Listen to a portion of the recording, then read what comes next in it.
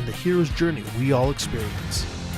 Let's jump in with our host, Dylan Watkins, as he introduces today's guest.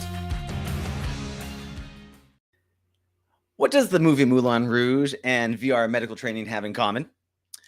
Martin Brown is an experienced educator with a demonstrated history in working in the entertainment industry, producer of Moulin Rouge and co-producer of Romeo+Juliet and art director of Strictly Ballroom. He is a strong professional with a Masters of Humanities focused in literary from the University of Tasmania and now developed VR training platforms for health professionals at USYD. So without any further delay, I'd like to welcome Martin.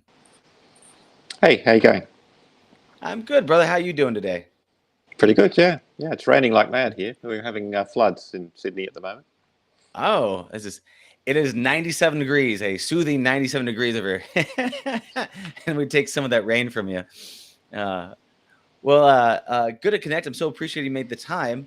I am really excited to talk about the journey that you've had from producing Moulin Rouge and through the film industry all the way to now doing medical training applications using virtual reality. It sounds like it's a story in and of itself, and I'd love to learn a bit about it. Sure. I suppose I've just always liked making stuff. When I was a kid, I had a workshop in the backyard. My dad was a joiner, so I was always in his factory making stuff. Mm-hmm. And that's just always been the drive that I've had.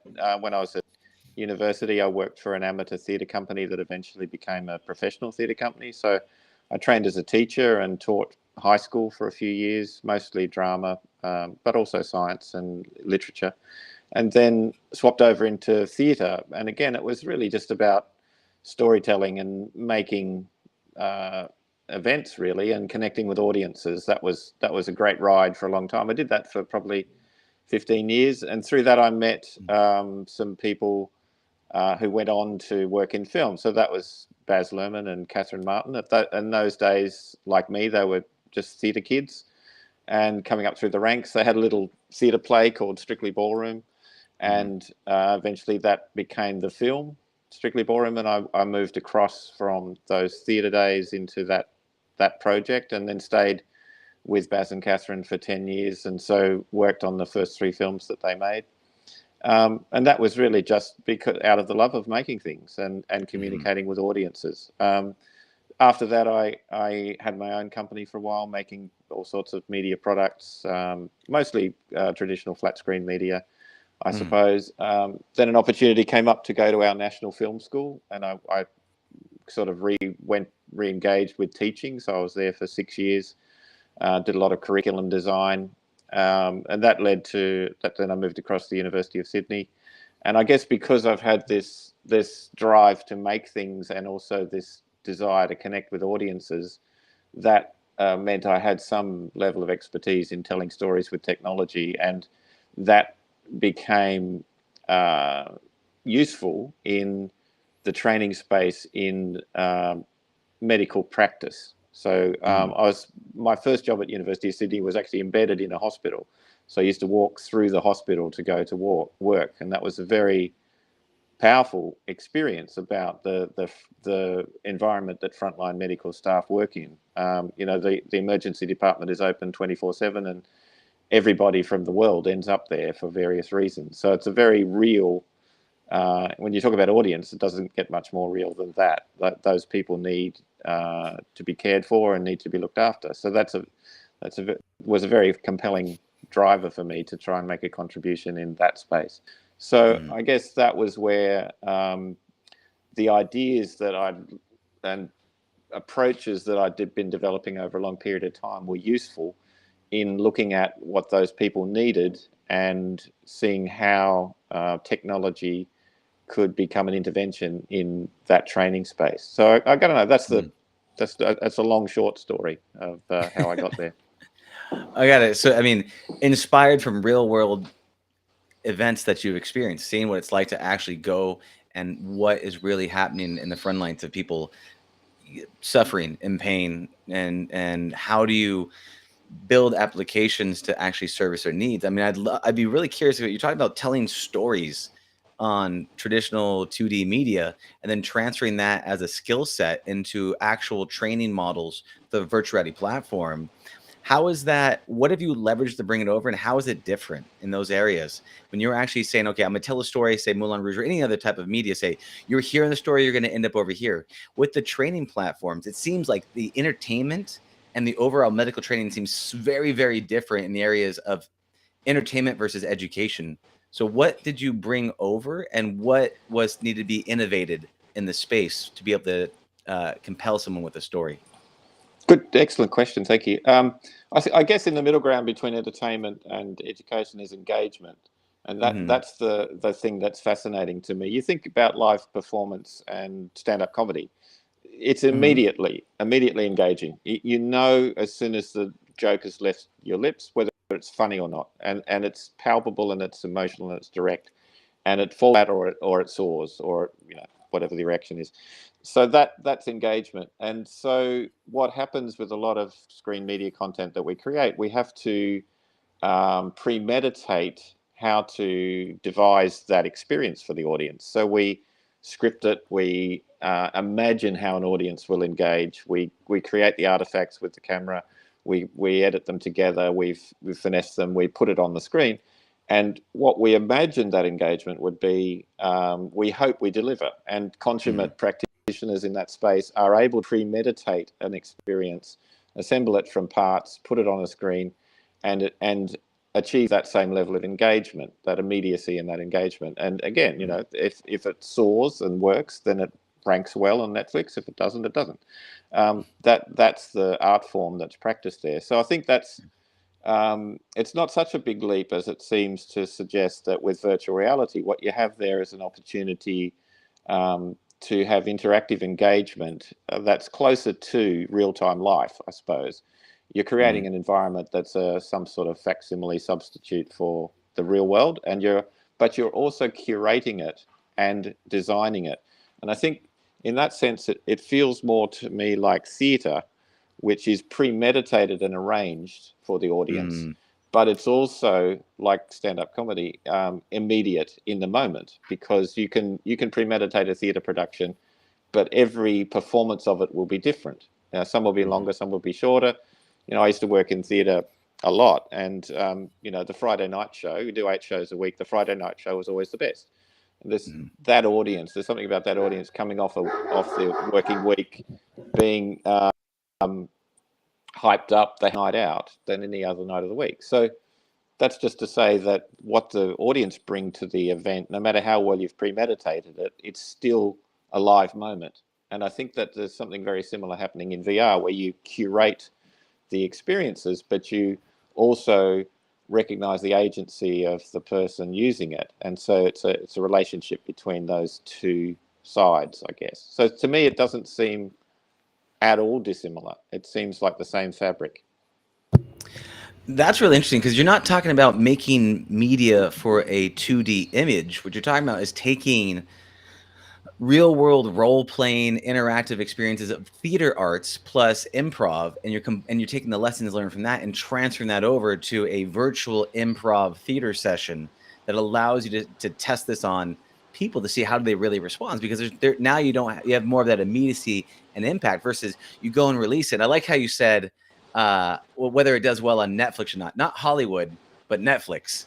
And it's funny because like really is nowadays the new media, the new Hollywood, a lot of it is Netflix. Is like, can you make it in Netflix? If you can, that's incredible. And now you don't have that friction point of releasing it on Netflix and kind of seeing how it performs with downloads. You can actually go inside and dive in and see how people are responding and interacting like an audience for a comedy set to see, is the material I'm creating landing and having the emotional and educational impact and inside the virtual landscape. What does that look like for you when you're testing out to find out if it actually does have an impact? Can you talk me through some ways that you use VR and the way that you look to see if it lands on the crowd or not?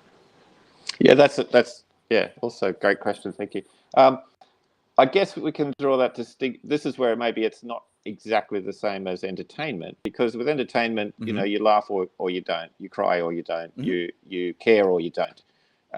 Those things are in that genre of wanting to be taken away from yourself, Yeah. having a little holiday, I suppose, 1 hour holiday by watching something that's engaging. So that's that's that genre. But in training, what we're trying to do is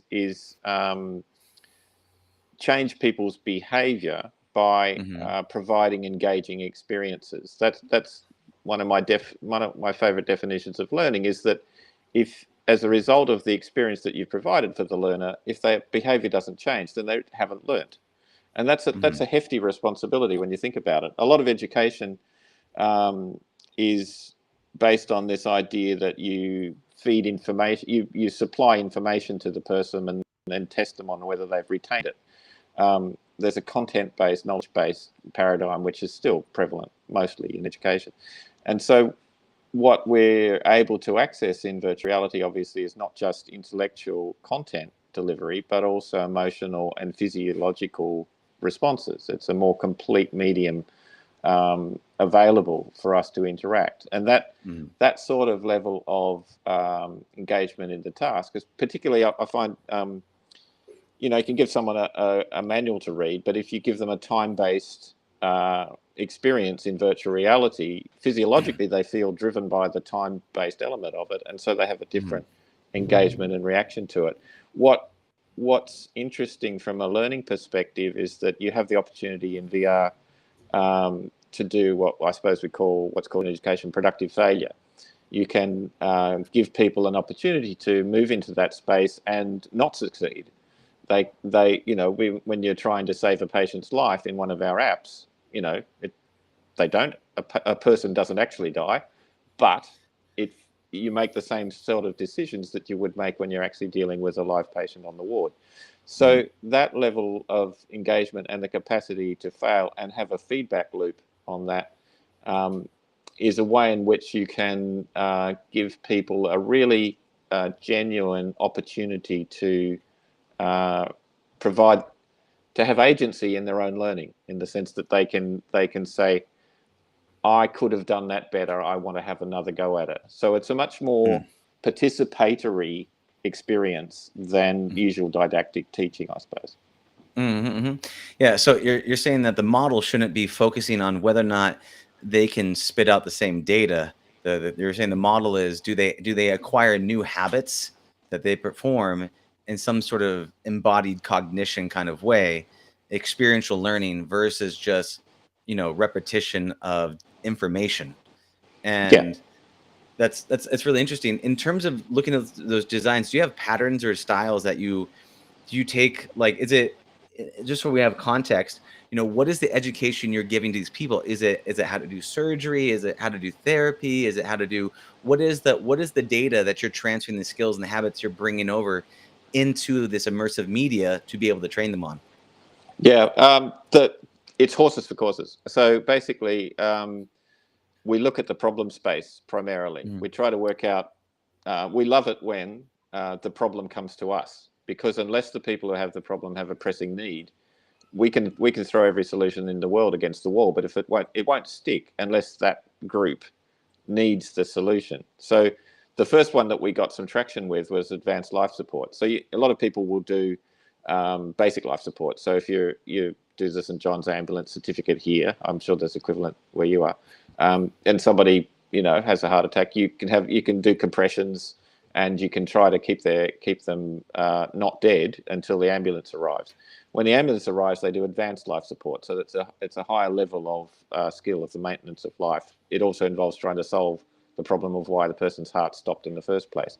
So in hospital, there are occasionally heart attacks in ward. People have heart attacks in hospitals. These are not well people, so some of them have heart attacks. What happens is that a flash team assembles very rapidly, so that the adjacent nurses and medical staff perform basic life support. A team assembles and arrives and takes over and continues compressions on a 2-minute cycle. They do shockable. They look at the heart rhythm. They decide whether to provide a shock or not shock. They decide whether to administer drugs, and they go through a very algorithmic process of trying to analyze, in this patient's case, why did their heart stop? And so if you can work that out and remove the problem, you can and you've kept them not dead for long enough, then you can bring them back to life, and that's the objective. So in the training in space that we investigated was that environment is taught. People new entrants to the profession need to be trained to do those roles, and people who are in that space need to be reaccredited annually.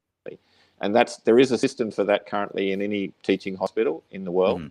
And the standard for advanced life support, the algorithm is almost universal. And so it's a very widespread contextual problem.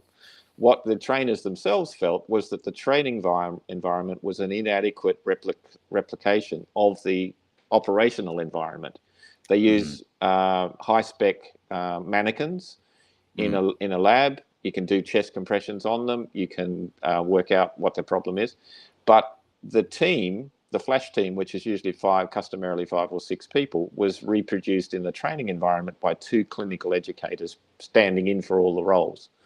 And so they themselves felt that was an inadequate representation of the environment in which the person needs to practice. And that environment of education says that the closer training environment is to the practice environment, the better the education is. And so what we felt was that virtual reality could better reproduce that environment under the pressure of time with the sort of adrenaline rush that you get from being confronted by someone whose heart has stopped and your responsibility is to restart it.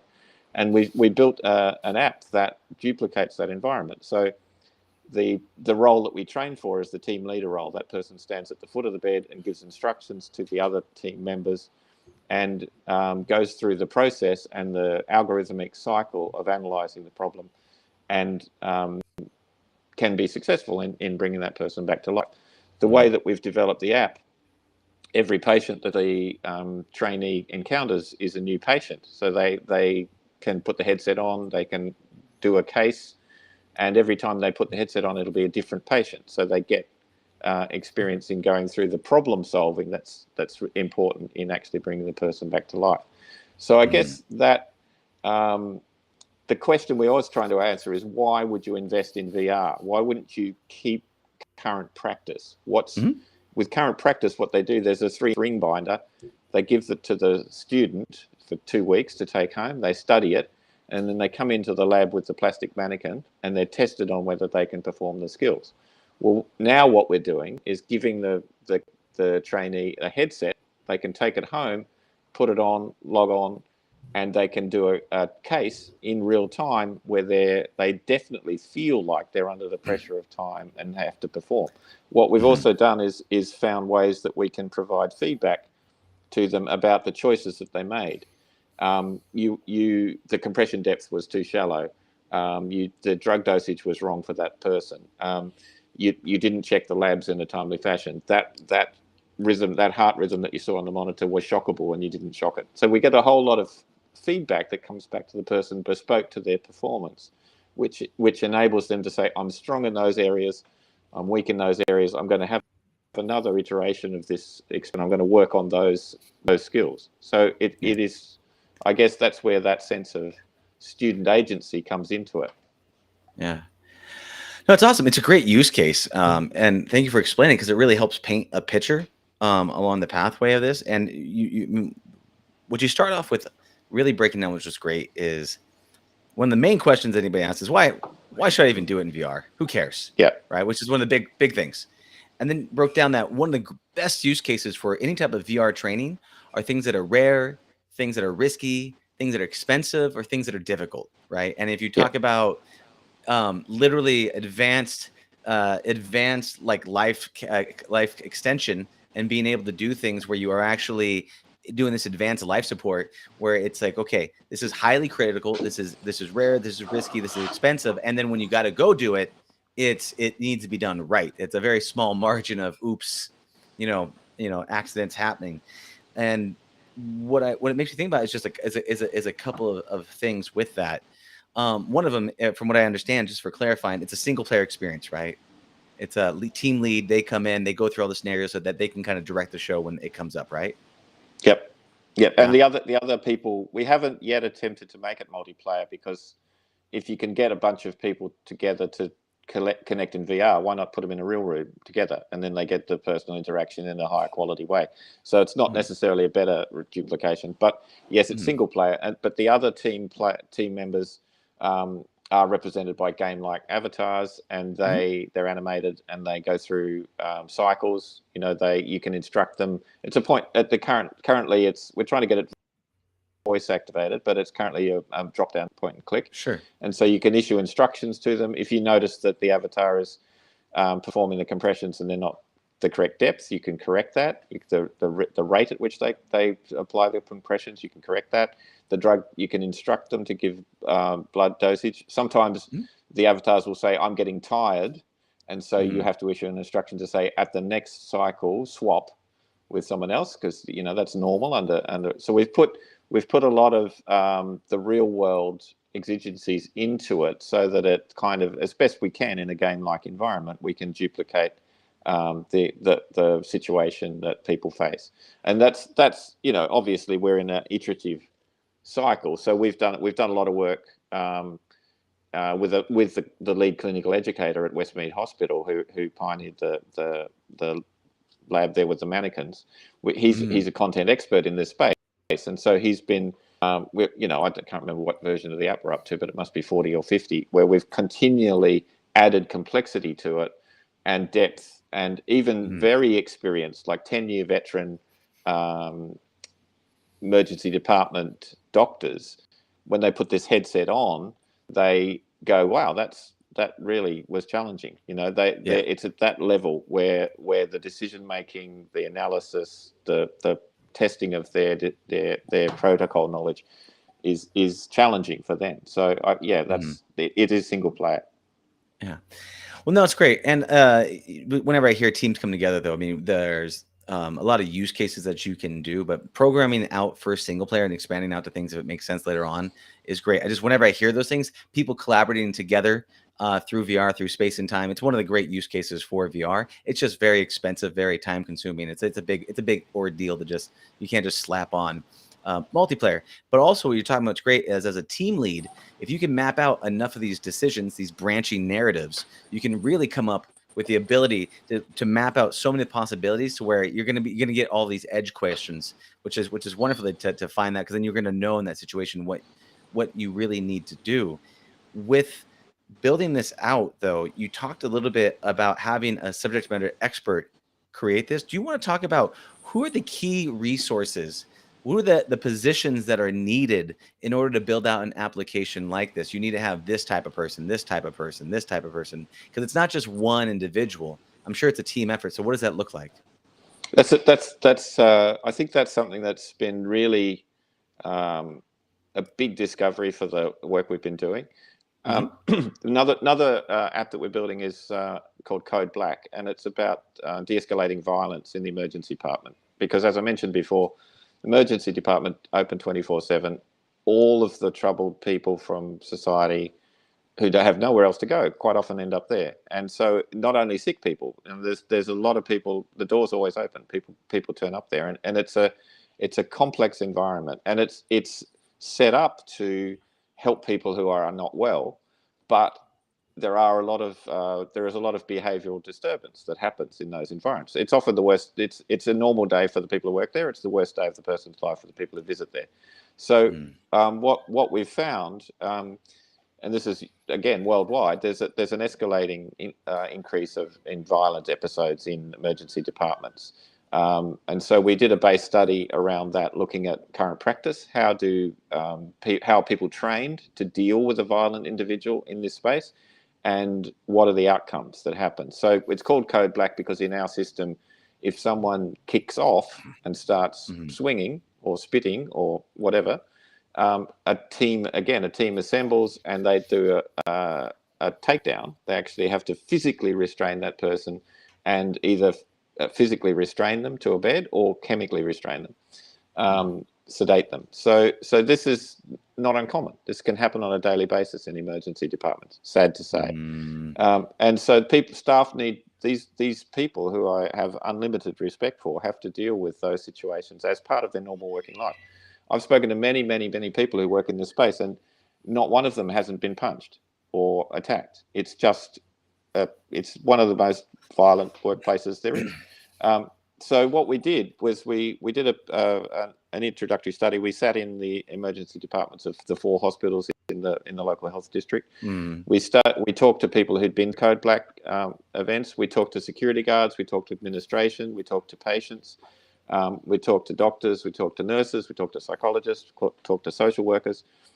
And we actually formed a working party of all of those people so that we could get expert advice. What was interesting was that although everybody knows this is a problem, there hadn't really been that attempt to get that common round the same table approach to analysing the problem space and looking at what contribution we could make. So we sort of, as part of our base research study, we brought that group together and we started to work out, was there a contribution that VR could make in this space? And as you said, violent episodes in an ED, it's not some. I did the training. There is a training. There's a 1.5-day program that's been run hundreds of times for people, but it's basically, at best, role play. So card-based role play, where someone is given the role of being someone who's a bit upset, and someone else is given the role of trying to calm them down.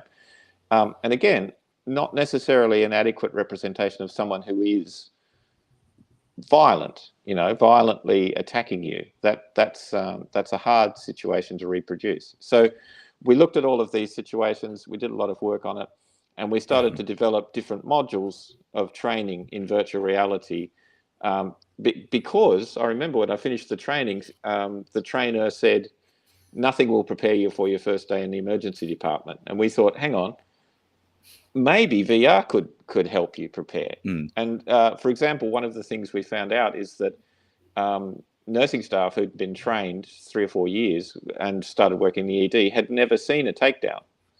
Again, it's a hard thing to reproduce in a training setting. And so the first time it happens, it's quite a violent event.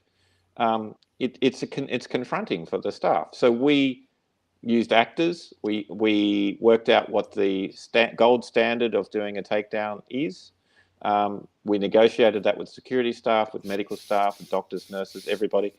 And we used 360 video. And so you can put the headset on and you're standing there. It's like you're standing next to one. And simply the visceral impact of being close to this event and having explained to you how it is systematic, how it's organised, in what way it's organised, how the patient's safety is protected, how they're looked after. You actually then you have had the experience of witnessing a takedown before you have to do it in ward, in the ED, in your working life. So that's just one of the modules that we've developed in that space. Another one is a verbal de-escalation tool. Sorry, Dylan. Yeah, I mean, wait, maybe find this other piece of that. No, this is great. So you're right that one of the things it says, everybody has a plan until they get punched in the mouth. All right, that's a Mike Tyson quote. And so it's totally true that when we're less violent now than we've ever been before. And being in situations where it's for the person that's inside the emergency room, it could be to them perceived as life or death. And when it's life or death, violence increases because then it comes down to, I need to survive. And you are preventing me from doing that for whatever reason, because the doctors are busy or anything that's happening. I could see it freaking out. And so you're exposing, very much like this virtual reality exposure therapy, you're exposing them to this type of violent situations and desensitizing them to the actual violent nature so that they know how to respond with the training. I was going to be curious, is it just simply the exposure piece? Now we can talk about the verbal de-escalation, which I want to go into, but looking at it from the actual exposure therapy side of things, how do you know it's effective? Do you ask them questions afterwards? Do you role play it? What's your base for measurement to tell that they are actually desensitizing themselves to the actual trauma of the experience? And how do you know it's being effective? Yeah, it's again it's automatic. We put people in a headset, they go, "Oh wow." Oh wow is automatic. And so one of the things that we require of ourselves, because I'm the co-lead of the Faculty of Medicine and Health Media Lab, so we have a media lab set up. And its job is to do these sorts of programs and to find ways to add value to training environments, particularly in medicine and health. And so what we do is we need to have evidence. We need to have evidence base. And this is getting back to your question about who is important to have in the group. Administration in a hospital environment, hospital administrators are running as fast as they can. Everybody in a hospital, particularly now with COVID, everybody's running as fast as they can. They're stressed and maxed out. No practice is going to be changed in hospital unless you have a solid evidence base that what you're doing is more efficacious than the current practice. So this is why we go through a process of assessing current practice. What's the current baseline? What are people doing now? How are people being trained? What are the outcomes? What are the learning outcomes of that course of study that they're put through? And then we look at how we can provide these interventions, and we have to put ourselves under the pressure of saying, what will success look like? How will that student or that trainee's behavior change as a result of the curated experience we provide for them? And that's often a tough question to answer, but we ask that question constantly. We're constantly saying, okay, before the person joins our course of study, we think their behaviors will be here. When they have finished it, we want them to be able to be there. How do we measure that? And we're actually going through that process at the moment. What's happened as a result of the Code Black project is that the entire training regime for people entering the emergency department has been rewritten, and we've been able to contribute to the rewriting of that program. And the VR tool that we've developed is part of that curriculum now. It's been written into the curriculum. So not only the learning outcomes that are necessary for us to provide in terms of prior to the experience, during the experience, and after the experience, but the course itself needs to be congruent with those experiences that we provide.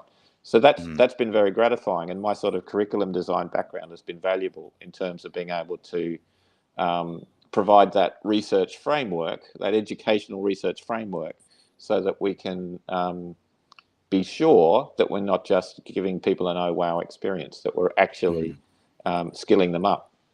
Just getting back to your question about stakeholders, one thing that our research uncovered was that nip it in the bud is the best, not only being exposed to violent episodes so that you're aware that you can survive them.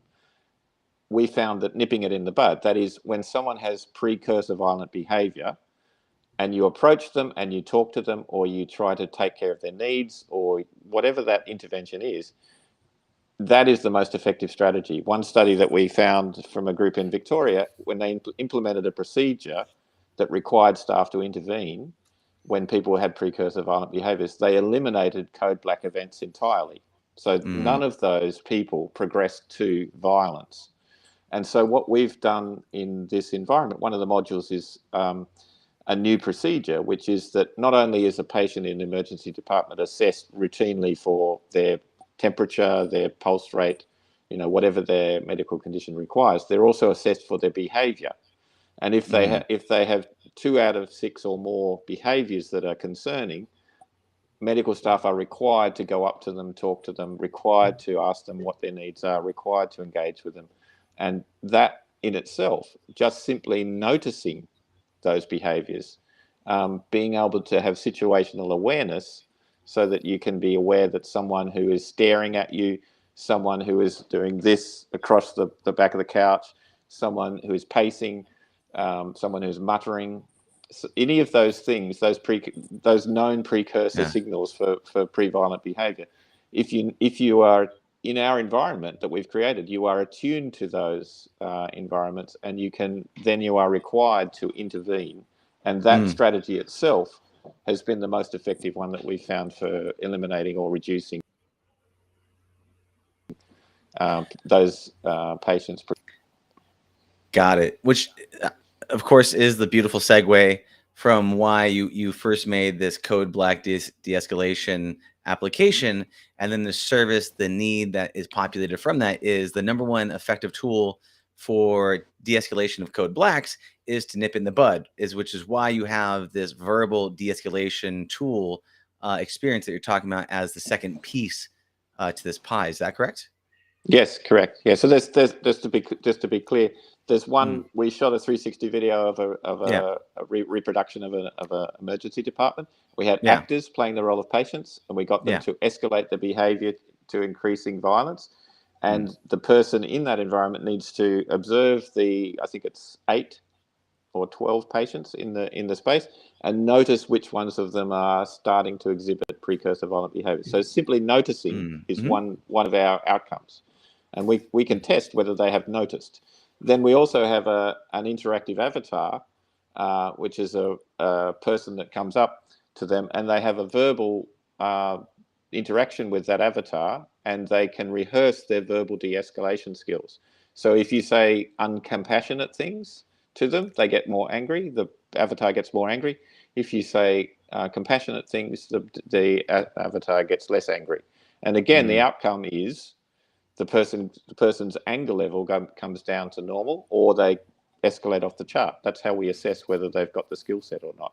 So we've developed the capacity to have a verbal exchange, open-ended exchange with an avatar, which allows you to rehearse your verbal de-escalation skills. That's great. With that, what I'm imagining, and I'm pretty sure, let me know if I'm on the same point, is when you talk about a chance for them to try their verbal de-escalation skills, what they're having is they have a choice, a dialogue box of a couple different options. They pick one, it goes up, pick another one, it goes down, and maybe another one does something else. But basically, they're allowed to, again, kind of choose the path of what are they, when you say saying compassionate things, what you're really talking about is selecting boxes that have, this is the best sentence to say, correct? No, in this instance, they actually say speak it to the person. Yeah. Oh, cool. So, and now that one isn't multiplayer, right? You just there's a sentence that you choose, and then you speak it out, correct? You don't choose it; you say it. So if you go up to the avatar who's the patient and say, "How can I help you today?" and the avatar says, "I've been kept waiting for 12 hours and I'm sick to death of it," the avatar could say that.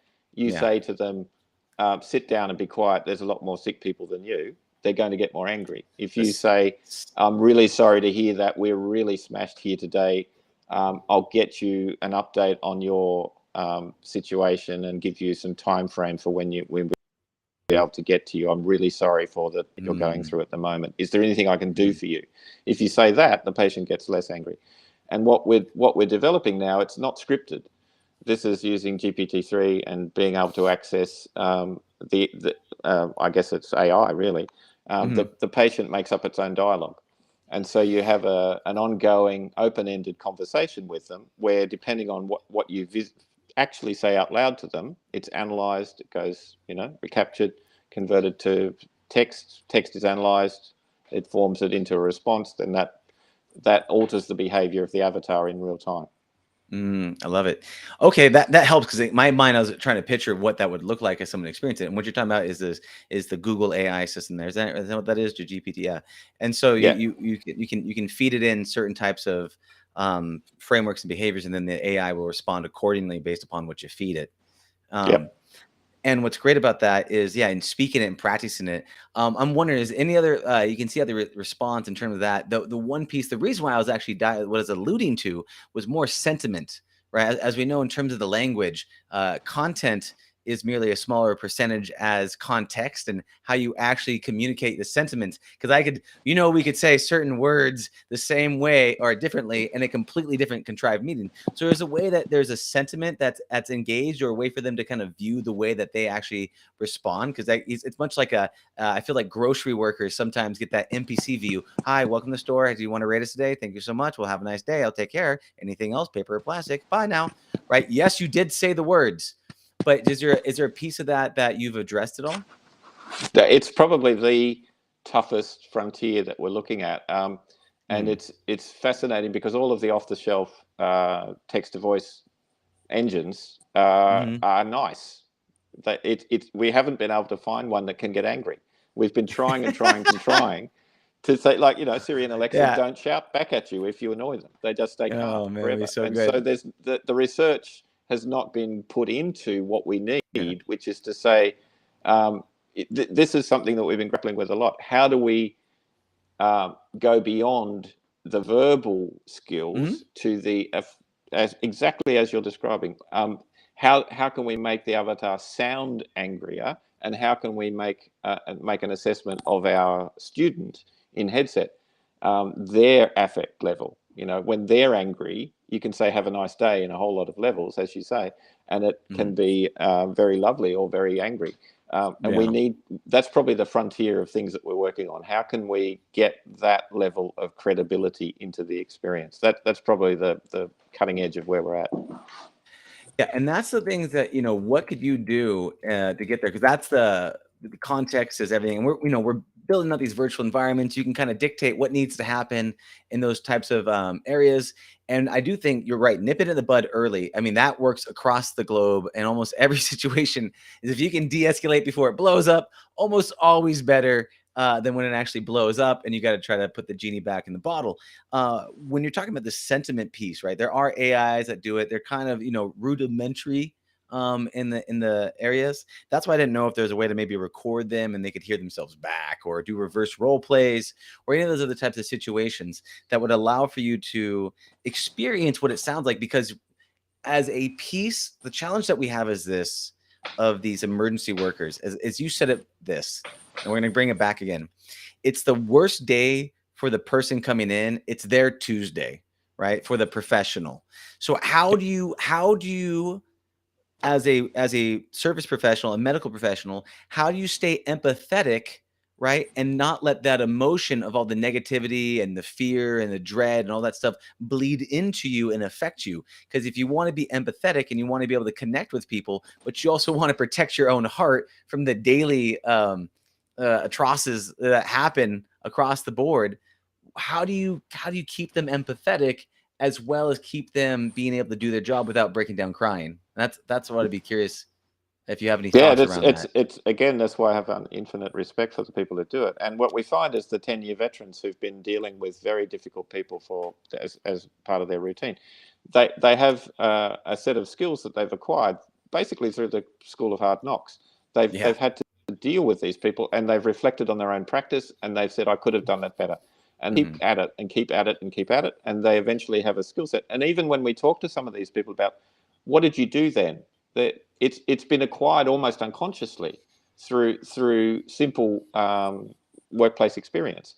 And so what we wanted to see is whether we could accelerate the acquisition of that skill set. Because if somebody what can happen in an ED is that new entrants to the profession, if someone is kicking off over in the corner, they will they may naturally feel like they want to avoid that and leave it to the more experienced people because they don't feel equipped to deal with it. But if we can give them that facsimile of the interaction in a safe environment, and we can give them the training wheels to say, look, even if you go up to the person and they say, I've been kept waiting for 15 hours, and you say, I'm really sorry to hear you've been kept waiting for 15 hours. Even mirroring is a skill.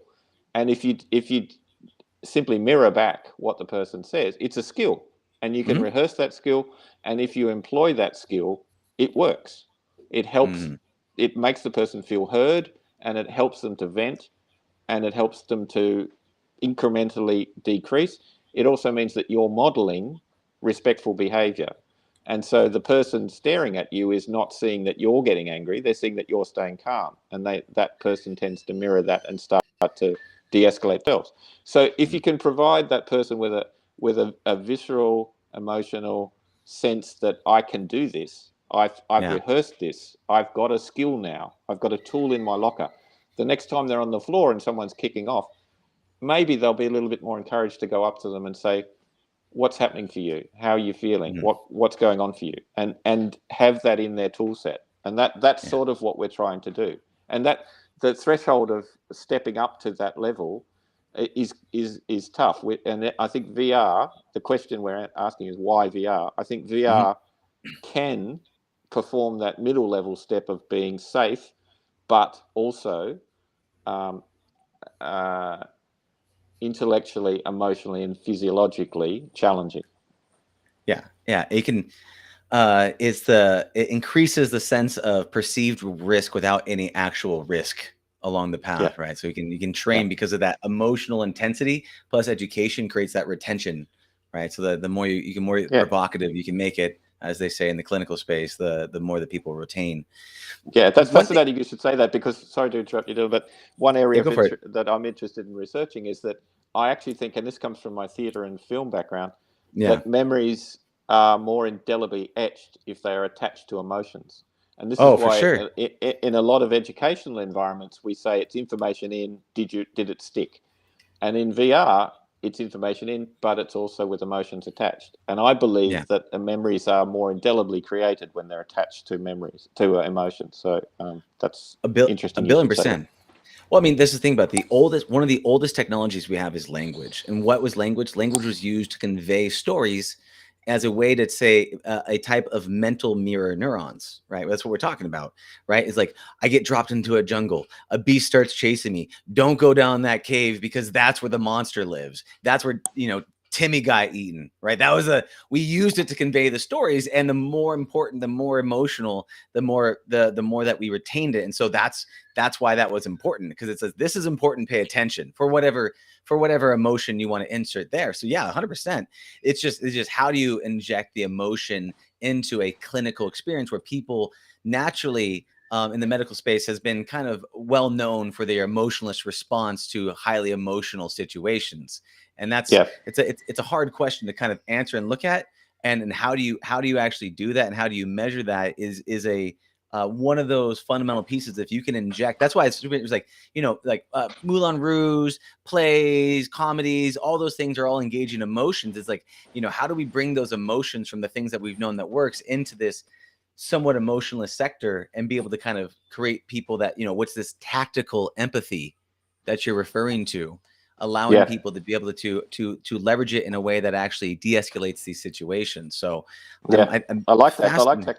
tactical empathy. I'm going to Yeah. use that. That's good. Yeah. Thank Feel you. free. Yeah. Right. Yeah. You're welcome. There you go. No, man, but it's on point with what you're talking about. It's like, how do you leverage this, and what does this look like? And then, what do you think for yourselves is like, you're talking about this is the frontier of this. Can you envision, like, what is your, I would say, like, what is your holy grail output of what you're trying to create? Like, with all these things said and done and what you're trying to do, is there a flag in the sand, pinnacle peak of what you're trying to build in this genre? Um, I suppose it's each one. There isn't a generic answer to that, I don't think, because each Okay. environment and each problem space Hmm. is unique. But the framework, I suppose, is the same. And so I think that it's that framework of forming the stakeholder community, analyzing the problem space, getting evidence around what's happening. What we're finding, I guess it sort of comes from a design thinking approach, is that we want to establish what's the human value that we're Okay. pursuing. Is it confidence? Is it competence? Is it capability? Is it calmness? We try to establish what's in a way, what's the learning outcome emotionally that we're trying to Hmm. achieve, that's missing from the current practice. What Hmm. can VR bring and add value to? And once we establish and define that beacon really clearly, it becomes the house that we keep cycling back to through all this iterative practice. We keep Hmm. we keep prototyping an app, putting people through it, getting feedback, saying, did that produce that competence that we were looking for, that confidence, whatever that Hmm. beacon was that we established. So although every problem space is unique, we still have had this process that's been productive. And because we keep on testing what we do and involving our stakeholder group, it can lead to organizational change. And I think the Hmm. thing that's important in our space is that we work with the people in the middle of the problem who are in the hospital environment, and we have outside developers who help support us. And rather than being outside the hospital system trying to develop an app to sell it into the hospital. So it's sort of an inside out process rather than an Hmm. outside in commercial process. And Hmm. that I think is important. And what we've found is that because what we've done has worked in our hospital, in our local health district, and our administrators and security guards and doctors and nurses and trainers have been on board with us developing the app, it's led to an overhaul of the whole training regime in that space. So it's affected real world change. It's not a matter of us looking at the problem space, going back to the lab, developing an app, and then putting it up on the app store to sell. It's actually about demonstrating that it produces effective change in a real world hospital environment. And if we're able to do that, then we can scale that from district to district, from state to state, and hopefully from country to country, which is what we're just starting to look at now. So then the holy grail for you, at least in part, is actually having effective organizational change in real world hospitals and spreading that, across the, first state, country, globe, and out the door from there to actually have real world impact. That's the holy grail. Yeah, of course, because otherwise, a lot of people can make an app and it'll sit on the shelf. There'll be a cupboard full of headsets and no one will ever turn them on.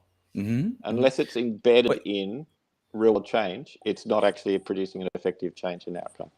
What do you think is like an unknown, not an unknown, but an unforeseen threshold guardian? And if this is the goal, what's what I'd call a dragon that is kicking the crap out of you, for lack of better terms, that is a challenge to be able to overcome in order to get this holy grail outcome? It's a great question. There's a few brick walls we're banging our heads against.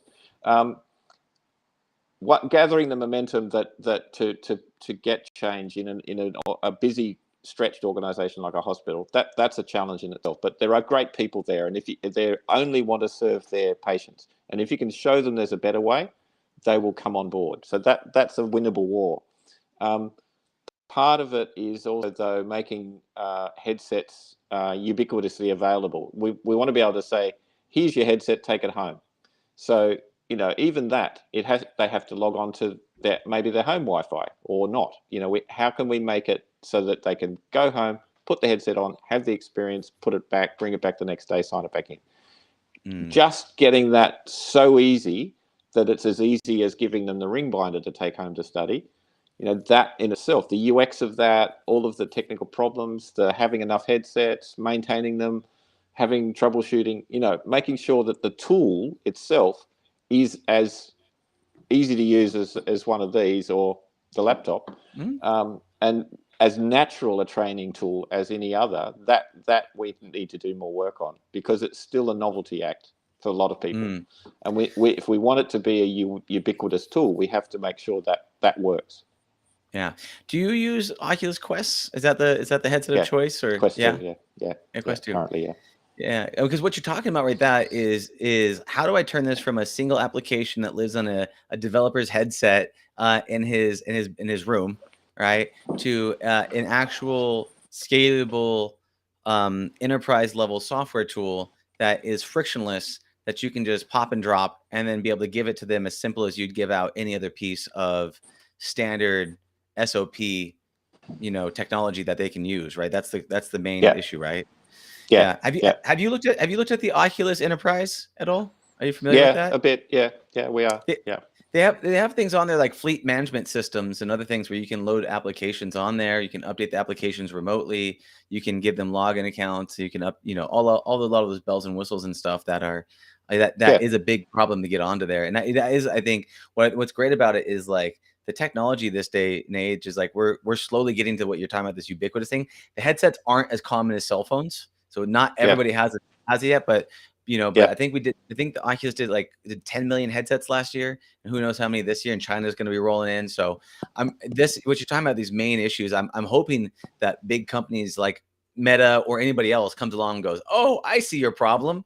Here's a big solution that you can just jump onto and integrate it. So I feel that pain. I think that is a big problem where everyone's getting, where you're actually doing the effective change, but then, I know for me, when I was developing headsets and applications, and a couple of years ago, it was like, oh yeah, you just got to get a Pelican case. It's like 100 pounds. You just put a $2,000 laptop, another $1,000 PC. You put up these lighthouses in each of the corners. You just go ahead and sync everything up with the P, and you'll be totally fine. So I feel like we're moving into the direction where it is easier, but it's not what you're talking about, where anybody has this kind of anybody has that commercial grade access to a frictionless system, which is, is there, if you could have any of those changes or updates, what's something that you'd want to see that would make your life way easier for this process?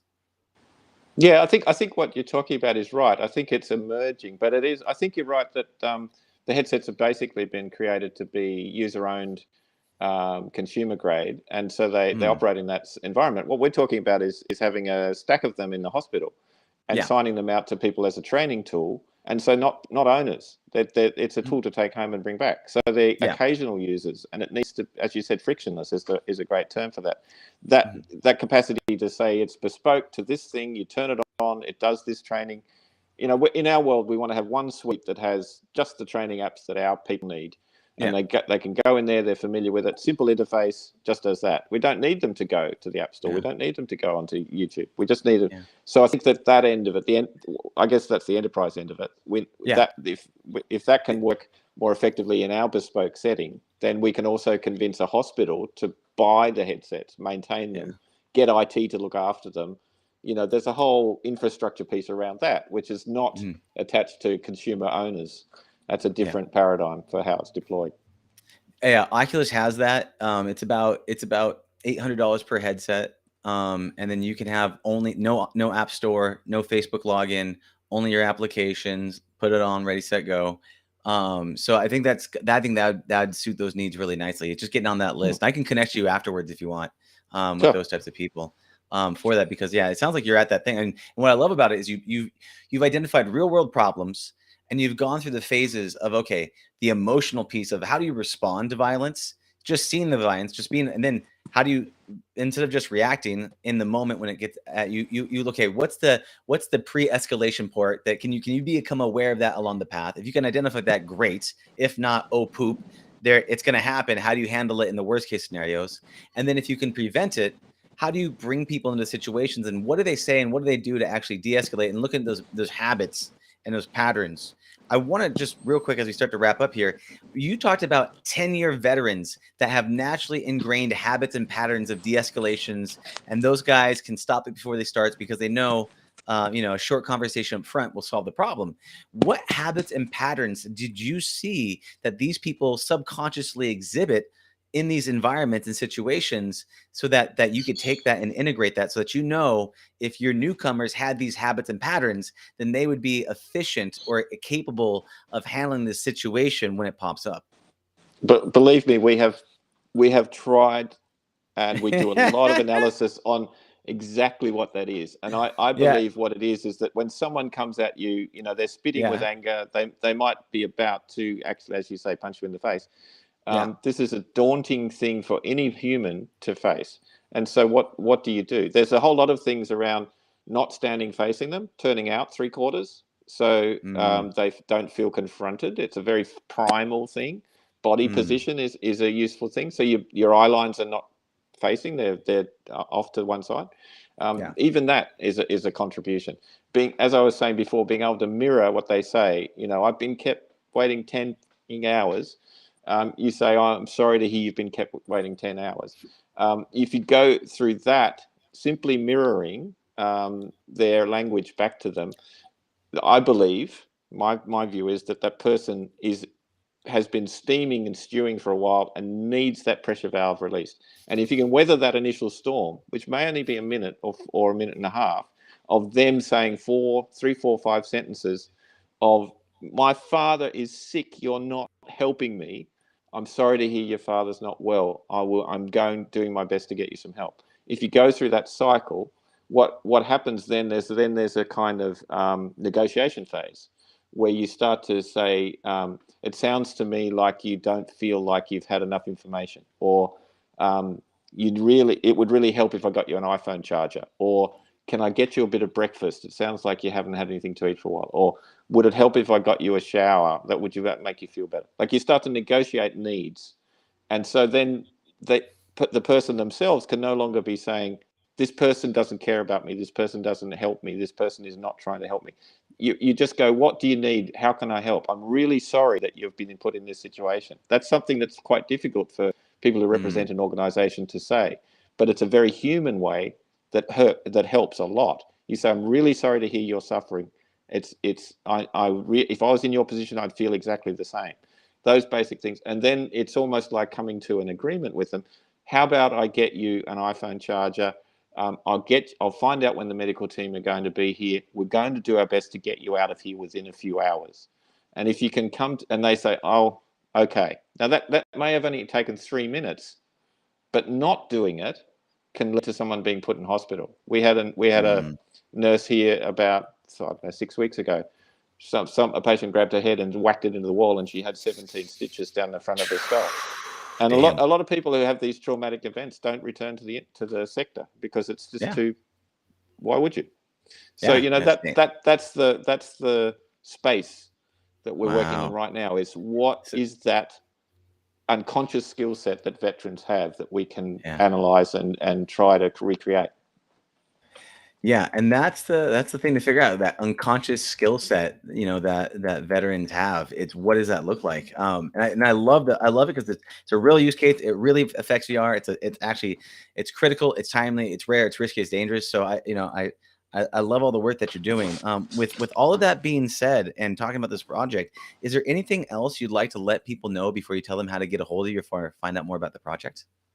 No, just that we're open door. Like we're always trying to find that space, that problem space that people need something to be done better, and we'd like to hear about those problems. We're looking at PTSD at the moment. We're looking at needle phobia. We're looking at all sorts of spaces, and if the problem is a widespread one, like a worldwide problem that a lot of people have, is it worth investing the time and effort to create a virtual reality environment? How can we analyze current practice? How can we look at value add for VR? It might be a few things we've looked at. We go, it's not worth spending X $1,000 developing a VR app because you're only solving one problem once. There's a certain set of parameters around the problem that need to be satisfied in order to make it worthwhile investing the time and effort in developing one of these apps. But if it is a better thing, then hopefully it's going to be scalable and a lot of people will get benefit from it. So we've got an open door policy. We're looking for people all over the world have these same problems we do. We'd love to hear about it. We'd love to collaborate.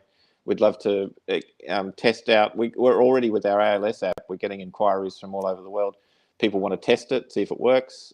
We'd love to do that and get our evidence base more profound so that we can make a better case for it being adopted as a valuable tool. I love it. Yeah. Partnerships, customers, use cases, and then just mapping out, say, hey, does it make sense for VR? Okay, if it does, looking at the numbers and roll it out and solve this problem, which is great, which is a wonderful approach for that. With all that being said, how do people get a hold of you or find out more about what you're working on? My email address is my name, martin.brown, which should be on the screen there, at sydney.edu.au. Martin Brown, Sydney, sydney.edu.au. Perfect. Martin, thank you so much for your time, brother. I really appreciate chatting with you and going really deep in the topics of Code Black and all the other good work that you're doing. Very much appreciate you. Thank you so much for your time. Have a blessed and beautiful day, and I'll see you on the other side. Great, Dylan. Lovely to talk to you, mate. Have a good day. Absolutely, too. Bye now. Take care. Bye. Thank you for listening to the Heroes of Reality podcast. Check out heroesofreality.com for more episodes. While you're there, you can also take the Heroes quiz to find out what kind of hero you are. Or, if you have a great story and want to be on the podcast, tell us why your hero's journey will inspire others. Thank you for listening.